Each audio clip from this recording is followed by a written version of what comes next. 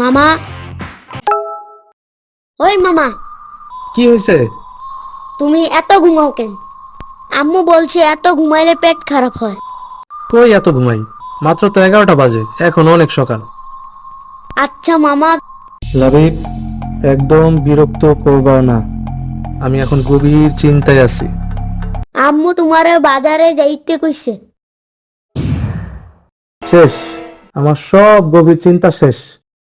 যাই বলো পারবো না। তা পারবি কে? খালি তো পারবি খাইতে আর ঘুমাইতে। আর 11টা বাজে, এখনো সকাল তাই না? একটু পরে দুপুর গড়ায় বিকাল হবে, সেই খবর কি আছে?